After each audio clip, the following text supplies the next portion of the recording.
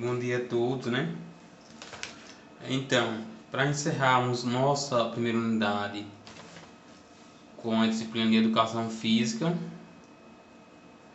esses conteúdos aí que estamos estudando sobre o esporte, né, em específico, trarei para vocês hoje um pouco aí sobre a questão do doping no esporte, né? Eu acho que vocês já ouviram falar um pouco sobre essa situação do doping, né? Que com uma grande frequência a gente observa aí nos jornais, né, citando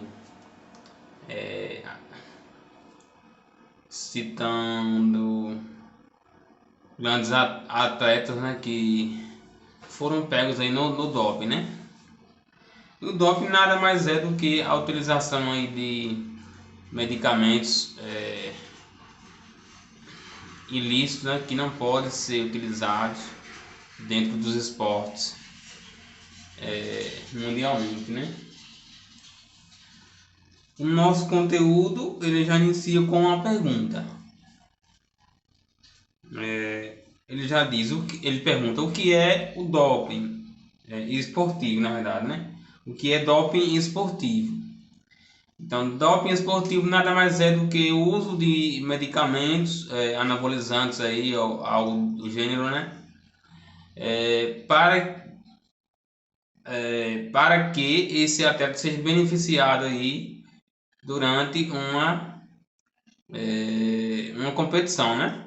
Então, se ele utiliza um medicamento anabolizante, qualquer outro produto aí, para se autopromover ou ter melhores condições aí de vencer a competição, isso é considerado doping, né? Então, se ele usa medicamentos que não podem, segundo as normas aí mundiais, né, que regem o esporte, não pode, ele vai ser pego aí no antidoping.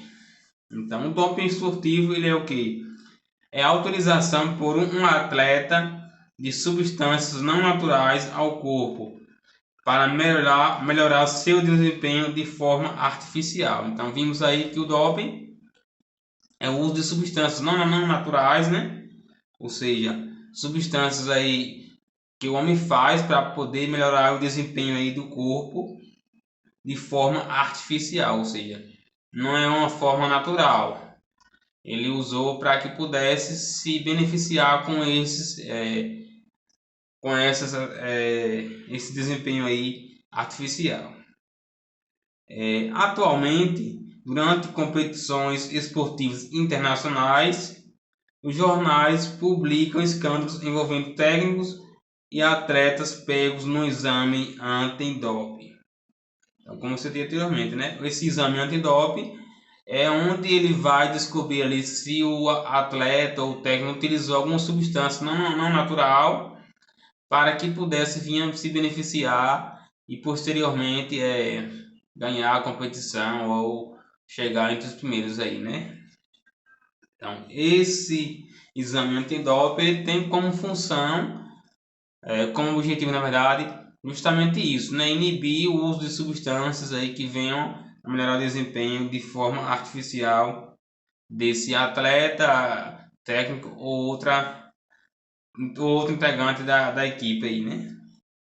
Então, a notícia mais recente desse tipo foi no Mundial de Atletismo da Alemanha, no início de agosto, que envolveu aí esportistas brasileiros. Então, infelizmente, né, em agosto aí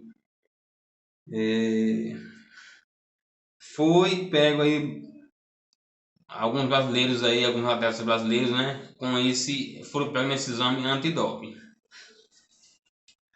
O uso ilícito de substâncias, medicamentos e hormônios como artifício para ganhar competições esportivas é muito antigo.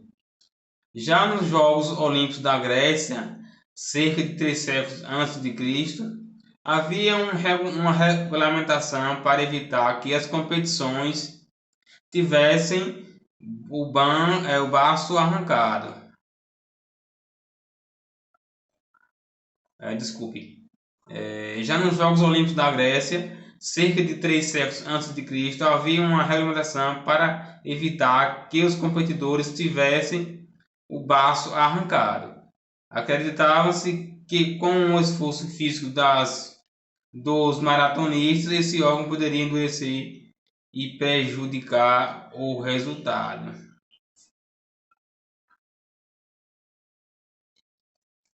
Então vimos aí que desde a antiguidade já utilizavam-se esses artifícios, né, para que o atleta tivesse um melhor desempenho na competição. Então vimos que isso não é de agora, né? Isso já vem de muitos anos antes de Cristo, né? 3 séculos antes de Cristo. Ao longo dos anos, esse tipo de artimanhas tem se sofisticado. Ao mesmo tempo em que as substâncias e os fármacos são aprimorados para passarem despercebidos nos exames de urina e de sangue feitos nos atletas, os próprios métodos de detecção também se sofisticam. Então, tem muitos atletas aí que buscam métodos aí mais sofisticados, mais tecnológicos, mas eles mesmos já sabem que também os jogos aí eles estão se buscando também a questão de tecnologia para poder acompanhar essa questão aí, né, das artimanhas que o pessoal cria para poder driblar o exame antidoping.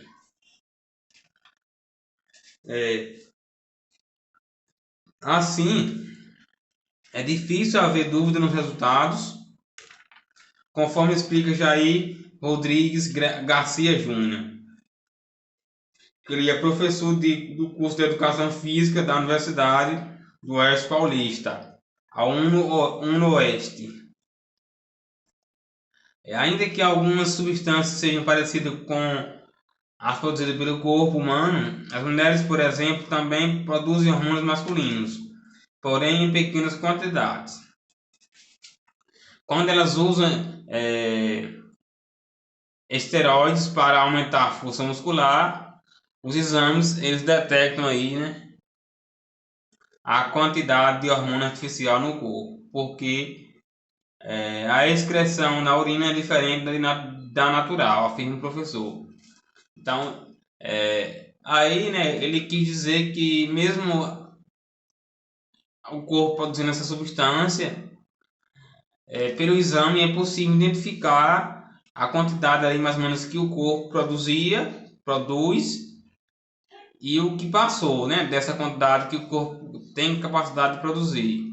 Então esse restante que passou, isso quer dizer que isso quer dizer o quê? Quer dizer que o atleta ele ingeriu algo, né, alguma substância para aumentar essas substâncias, esses hormônios aí, né, que o próprio corpo ele produz na hora de uma competição, ou para poder ele competir, né?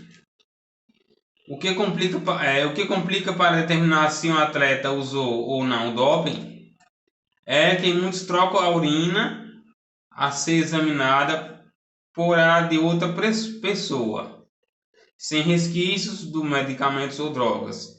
Por isso, os comitês esportivos internacionais agora também pedem DNA da urina, quando necessário. Então, vimos aí, né, que para atualizar, né, eles estão buscando fazer a questão do DNA da urina, porque com o DNA da urina do próprio atleta é possível identificar se ele utilizou alguma substância ilícita ou não, né? Já que eles buscavam driblar, pegando a urina de uma pessoa que não tinha usado nenhuma substância e colocava para fazer o teste, né? Para o doping não deixar traços, muitos atletas deixam de usar as drogas no período de competição, mas já foram beneficiados por seus efeitos. Agora, alguns campeonatos começam a realizar os testes ainda no período de treinamento para evitar isso, diz o professor Jair. Então, quais foram os métodos aí que as competições, as organizações que buscam aí fazer essas competições nacionais ou internacionais, eles buscaram fazer testes aí, né, exames com muita antecedência nesses atletas, assim podendo identificar já um uso precoce dessas substâncias que são ilícitas, né? Como o doping é mais comum em competições importantes, geralmente internacionais, os envolvidos são esportistas de muita experiência. Dificilmente um atleta desse nível profissional não sabe que as substâncias são ilícitas, especialmente porque a maioria delas é injetável e é preciso a concordância dele para a aplicação. Por isso, não se pode culpar somente os treinadores, afirma o professor de Educação Física Jair Rodrigues, né? Então, muitos querem apenas culpar os técnicos aí desses times, né? Desses times ou atletas, né? Os treinadores, na verdade. Mas isso é preciso também que esse atleta ele dê uma permissão para que possa ser injetado esse medicamento, essa substância dentro do seu corpo. Então, essa culpa aí, ela fica em ambos, né? Porque mesmo que o treinador ele não deixe, né? Não deixe ali, ele tem que ter conhecimento de quais substâncias esse atleta ele utiliza, né? Está utilizando.